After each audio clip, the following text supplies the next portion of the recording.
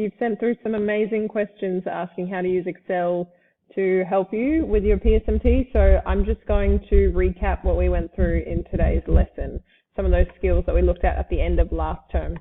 So the skills that we need to know, the elements we need for volume of a prism, we've got length, width, and height. You've been looking at that already this term. And that is going to give us our volume. So volume equals length times width times height. I'm using that asterisk there because that is the formula I'm going to be putting into Excel. And times in Excel is typed with that asterisk. You also need surface area of a rectangular prism. So we've got like the top and bottom of the box, we've got the sides of the box, and we've got the front and back of the box, okay? And that is going to be 2 times the length and the width plus 2 times the width and the height plus 2 times what's left, length and the height, okay? So those are the formulas there. I'm going to make up a length and a width and height. So let's say we've got a length of 10, a width of 4, and a height of 20. And I'm going to now type in the formula for volume. So if you want Excel to do that calculation for you, you type in equals. It will say, okay, I need to do some calculating now. Equals length. So click the length you want, press times width. Do the time symbol again, which again is the asterisk or shift 8, and the height. Now, if I just do this mental math in my head, 10 times 4 is 40, times 20 is 800. So that should be 800, and Excel has found that for me. Surface area now, I'm just going to follow along with the formula. Now, I will correct this. You need to put in times in between everything for Excel. It's clever.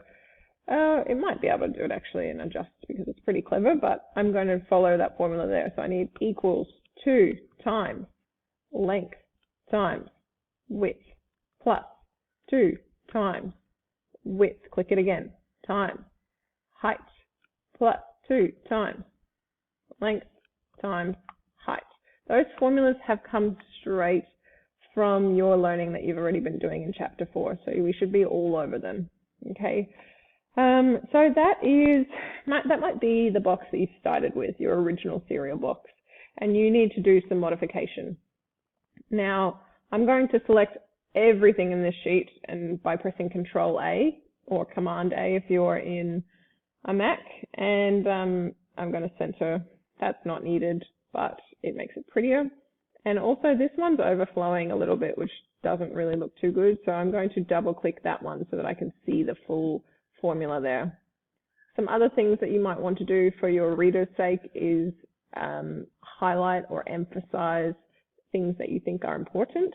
Like, for example, I think those top headings are important. I might even put them in a different color or like shade them a little bit or something like that. Okay, so just communication is really important. Remember, we can just click and drag the same formula. So this formula here where it does the B box by the C box by the D box, it's going to just keep that going if I click and drag. And you can see I'm getting a lot of zeros because this C column has a lot of zeros in it. Same thing, surface area, we can just click and drag and it will do each time. So like this one here is calculating this cell times this cell times 2, plus this cell times this cell times 2, plus this cell times this cell times 2.